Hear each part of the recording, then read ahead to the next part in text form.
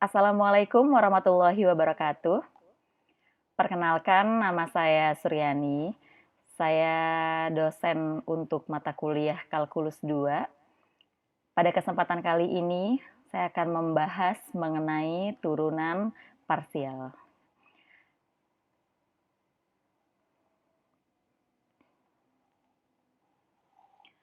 Sebelum kita masuk ke pembahasan turunan parsial, kita akan mengetahui terlebih dahulu mengenai tentang fungsi dua variabel bebas.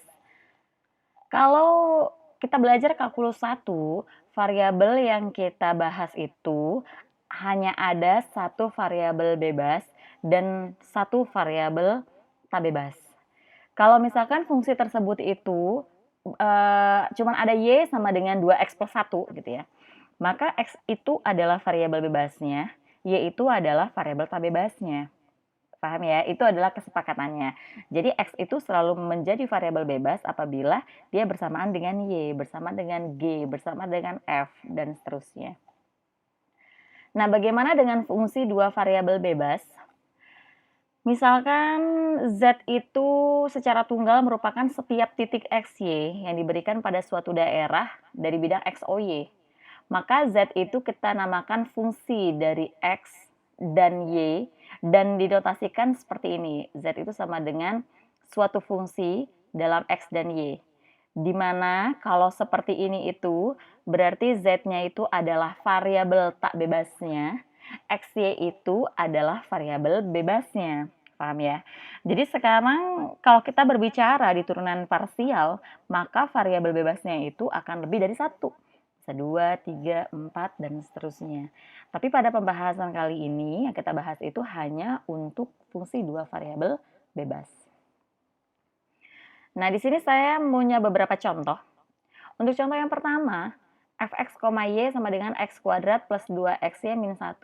Coba kalian tebak, mana yang merupakan variabel bebas, mana yang merupakan variabel tak bebasnya? Variabel bebasnya adalah x dan y, dan variabel tak bebasnya si f ini, gitu. Paham ya? Oke. Yang kedua, GUV sama dengan UV kuadrat min E pangkat U plus sin V. Berarti kalau seperti ini, variabel bebasnya yang mana? U dan V, oke, good. Kemudian variabel tak bebasnya? G, oke. Ya, saya lanjutin. Nah, bagaimana kalau fungsinya bentuknya implisit seperti ini? Berarti kalau seperti ini kan fungsinya fungsi implisit ya. X kuadrat plus Z kuadrat plus 4Z kuadrat sama dengan 10. Berarti variabel bebasnya X dan Y. Good. Variabel tak bebasnya Z. Iya, jadi seperti yang sudah saya katakan di awal, ketika ada X, Y, Z, kesepakatannya itu Z-nya adalah variabel tak bebasnya. Berarti X, Y-nya adalah variabel bebasnya. Paham ya? Nah, itu sebelum kita melakukan turunan parsial, kita harus tahu dulu mana yang merupakan variabel bebas, mana yang merupakan variabel tak bebas. Karena ketika kita mau menurunkan secara parsial, maka kita akan menurunkan variabel tak bebasnya, kita turunkan terhadap setiap variabel bebasnya, gitu. Ya. Nah, kita sudah masuk di turunan parsial. Misalkan saya berikan fungsi z sama dengan fungsi dalam variabel bebas x, y, seperti ini, ya. Maka turunan pertama variabel tak bebas z terhadap variabel bebas x, notasinya itu ada 4. Jadi kadang pakai notasi wait, kalau di kalkulus 1 kita kan pakainya dy per dx ya. Karena variabel bebasnya hanya ada satu, makanya pakai notasi d.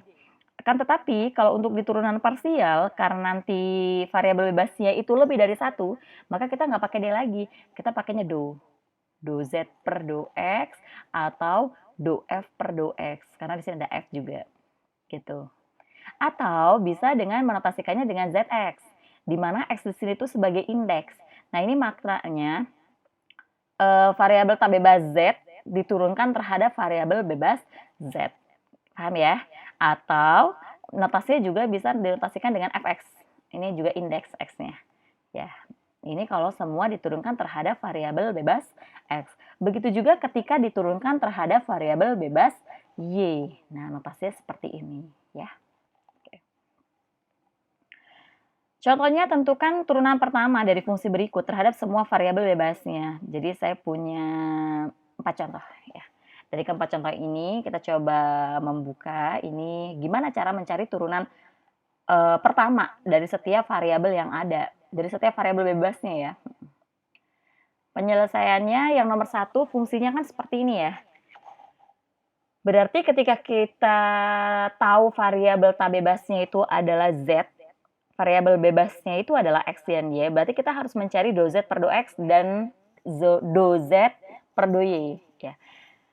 Nah, kalau kita mau menurunkan terhadap variabel X, maka variabel bebas yang lain yang bukan merupakan variabel X itu dianggap konstanta. Paham ya? Contoh, kalau saya punya turunan dari X kuadrat plus 1 diturunkan terhadap X, hasilnya berapa? 2X plus 0 kan? Kenapa yang satu ini turunannya 0? Karena satu itu adalah konstanta. Paham maksud saya? Jadi kalau misalkan kita turunkan terhadap variabel X, maka Y-nya itu adalah konstanta kalau seandainya di sana ada dua variabel bebas.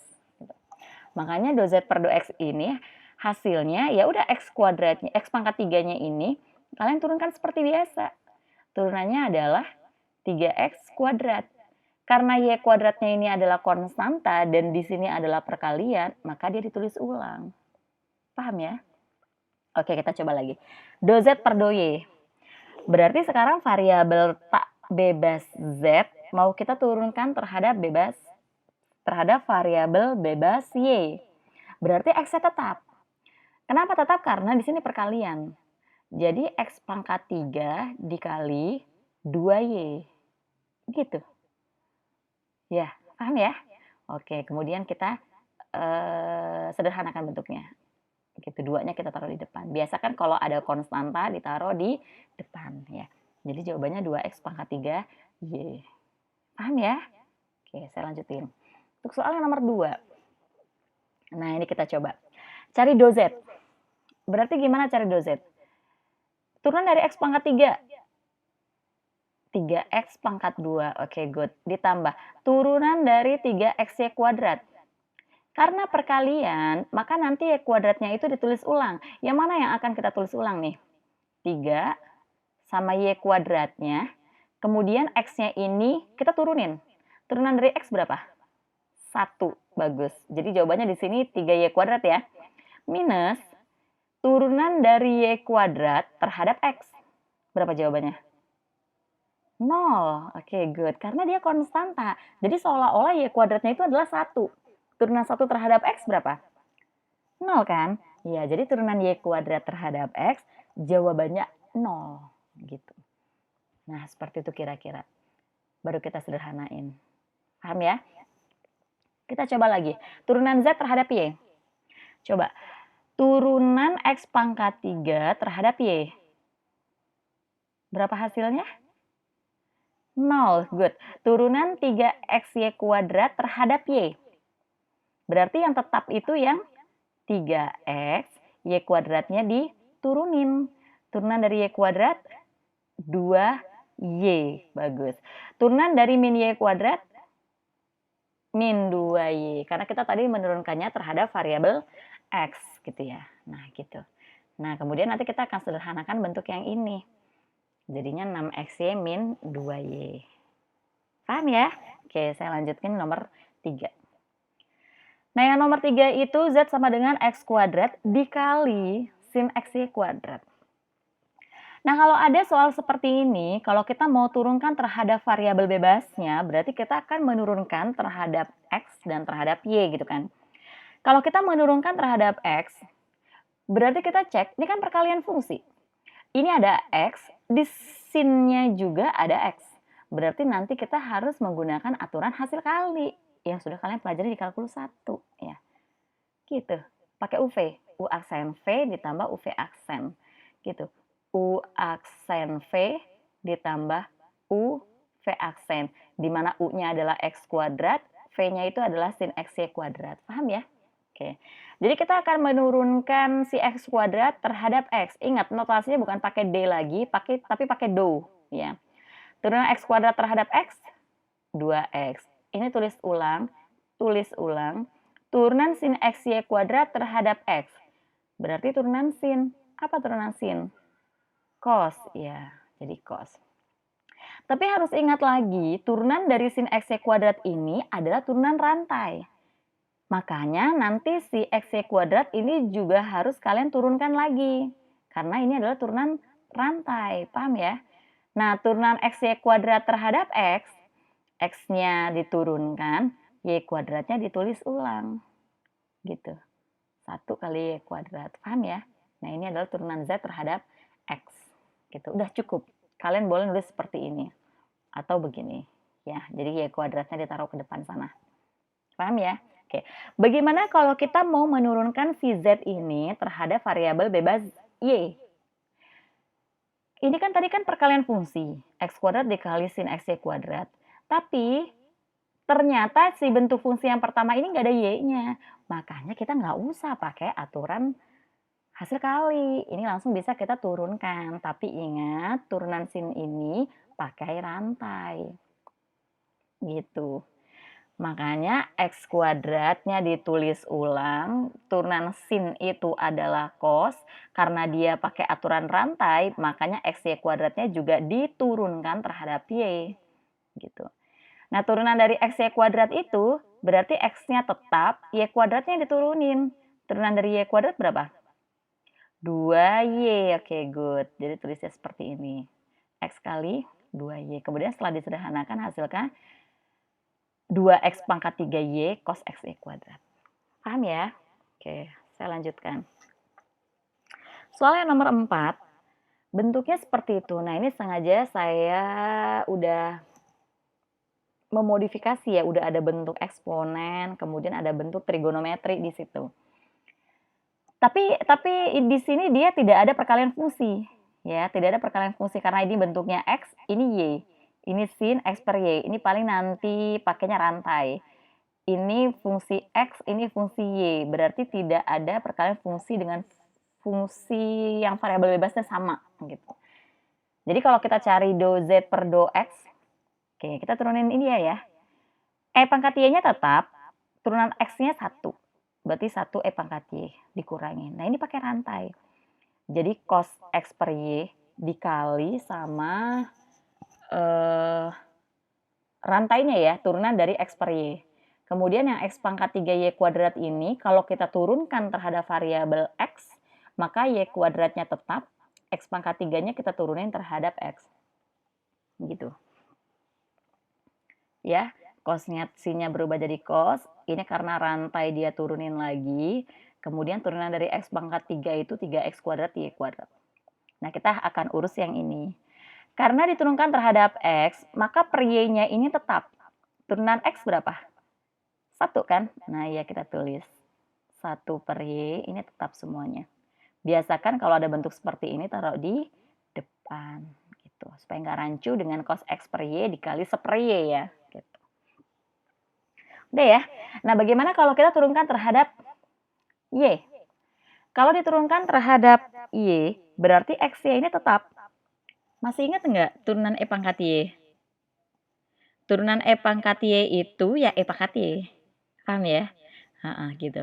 Makanya nanti turunan E pangkat Y itu adalah ini tetap, sin-nya jadi cos, turunan dari X per Y. Plus, berarti yang di bagian di sini itu yang diturunkan itu adalah Y kuadratnya. Karena ini kita turunkan terhadap Y. Paham ya? Jadi X pangkat 3 dikali 2Y. Nah, hati-hati untuk menurunkan di sini nih. Karena kita turunkannya terhadap variabel Y. Maka Y-nya kita naikin ke atas. Jadi Y pangkat min 1. Gitu. Nah, turunan dari Y pangkat min 1 itu adalah min 1 per Y kuadrat. Masih ingat ya? Oke. Nah, kemudian disederhanain bentuknya. Hasilnya seperti ini. Gitu. Ya. Kemudian kita bisa sederhanain lagi nih karena min kali min jadinya plus ya. Oke. Nah, saya lanjutkan bagaimana turunan parsial tingkat tinggi. Akan tetapi pembahasan saya di sini, ini saya hanya cukupkan untuk turunan parsial tingkat kedua. Ya. Jadi turunan parsial tingkat kedua itu notasinya seperti ini. fxx. fxx ini artinya kalian menurunkan fungsi f terhadap variabel x, hasilnya diturunkan lagi terhadap variabel x. Nah, notasinya fxx. Jadi kalau ada bentuk seperti ini, kamu kerjakan dulu yang di dalam kurung. Jadi turunkan terhadap variabel x, hasilnya turunin lagi terhadap variabel x. Atau boleh pakai notasi Leibniz ya. Nah, notasi Leibniz-nya seperti ini. Paham ya? Oke. Saya lanjutkan. Berarti kalau FYY, kita akan menurunkan fungsi f terhadap variabel y, hasilnya turunin lagi terhadap y. Nah, ini adalah notasi yang lainnya. Jadi turunin dulu terhadap y, hasilnya turunin lagi terhadap y. Atau seperti ini. Ya. Atau fxy, fxy itu berarti artinya kamu akan menurunkan fungsi f terhadap variabel x, hasilnya diturunkan lagi terhadap variabel y. Ya, ini notasi yang lain. Pokoknya kalau notasinya seperti ini, kamu turunkan dulu yang dalam kurung ini ya. Baru hasilnya turunkan terhadap dia. Gitu, paham ya? Atau kalau kalian membaca seperti ini artinya kamu turunkan dulu terhadap x yang belakang, terus hasilnya turunkan terhadap y. Gitu. Begitu juga dengan fyx. Paham ya? Oke. Contohnya tentukan zxx, zyy, zxy, dan zyx dari fungsi-fungsi berikut. Jadi saya ada dua fungsi yang coba kita turunkan, cari turunan parsial keduanya. Yang pertama kalau bentuknya x pangkat 3y kuadrat. Kita udah tahu kalau zx dan zy-nya seperti ini sudah kita hitung pada soal sebelumnya. Ini saya menggunakan contoh soal yang sama ya. Kemudian kita akan mencari zxx. Zxx itu artinya kita akan menurunkan si Zx ini terhadap X. Berarti Y kuadratnya tetap. Yang akan diturunkan itu cuma X pangkat 2. Berapa turunan X pangkat 2-nya? 2X kali sama 3. Berarti 6XY kuadrat. Paham ya? Oke. Nah, kemudian kita mau mencari ZYY. Nah, untuk mencari ZYY itu berarti kalian akan menurunkan si ZY terhadap Y. Kita akan turunkan terhadap Y nih. Berarti 2X pangkat 3-nya tetap, Y-nya diturunkan terhadap Y. Berapa turunan Y terhadap Y? 1 ya? Oke, bagus. Gitu. Ya. Jadi ZY-nya 2X pangkat 3. Ngerti ya? Nah, bagaimana kalau ZXY? ZXY itu berarti kita akan menurunkan ZX terhadap Y. Jadi ini yang kita turunkan terhadap Y. Paham ya? Nah, berarti 3X kuadratnya tetap, Y kuadratnya diturunkan terhadap Y. Berapa hasilnya? 2Y gitu. Nah, ini baru kita sederhanakan, 3-nya dikali 2. Jadinya 6X kuadrat Y gitu. Begitu juga dengan ZYX. Jadi nanti si ZY-nya ini kamu turunkan terhadap X. Nah, ini saya rasa kalian sudah bisa mengerjakan ini dengan sendiri ya. Berdasarkan dengan contoh yang sebelumnya. Nah, ternyata dari dua buah contoh ini kita tahu bahwa hasil dari ZXY dan ZYX itu sama. Gitu. Kita coba slide sebelumnya ya. ZYX, ZYX. Nah, ini sama ya hasilnya. Gitu. Nah, sehingga kita bisa membuat kesimpulan bahwa ZXY itu sama dengan ZYX. Jadi ketika kalian disuruh mencari ZXY, nilainya pasti sama dengan ZYX. Udah ya? Oke, saya lanjutkan. Bagaimana kalau diferensial total? Diferensial total itu rumusnya adalah seperti ini. Jadi dz itu sama dengan dz per dx kali dx ditambah dz per dy kali dy. Ya. Berarti kalau kalian disuruh mencari diferensial total, kalian harus mencari terlebih dahulu do Z per do X dan do Z per do Y. Ya, nah ini saya kasih satu contoh tentang fungsi logaritma. Nah, ini sambil kita mengingat kembali turunan logaritma itu seperti apa sih gitu. Ya. Oke. Berarti kalau kita mau mencari turunan total, kita harus mencari dulu turunan pertama dari setiap variabel bebasnya gitu kan.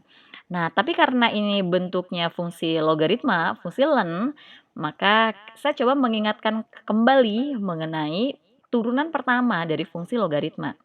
Misal, saya punya fungsinya Y sama dengan len X kuadrat plus X min 1.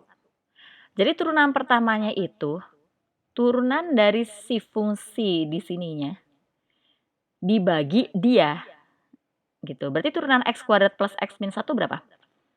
2X plus 1 min 0 kan? Per dia sendiri gitu. 2X plus 1 per dia sendiri. Paham ya? Nah, itu adalah turunan dari fungsi logaritma, turunan dari len ya. Sehingga ketika kita mau mencari do Z per do X, ini semua kita turunkan terhadap X, berarti kan kita akan menurunkan X pangkat 3 plus Y pangkat 2-nya terhadap X ya. Nah, berapa? 3X kuadrat plus 0 ya? Per dia sendiri. Oke, kita coba lagi. Do Z per do Y. X pangkat 3 diturunkan terhadap Y. 0, bagus. Y kuadrat diturunkan terhadap Y. 2Y. Jadi do Z per do Y-nya itu 2Y per dia sendiri. Jadi kita dapat mengetahui turunan totalnya adalah seperti ini. Nah, DX sama DY-nya itu dibiarkan seperti itu. Paham sampai di sini ya? Oke.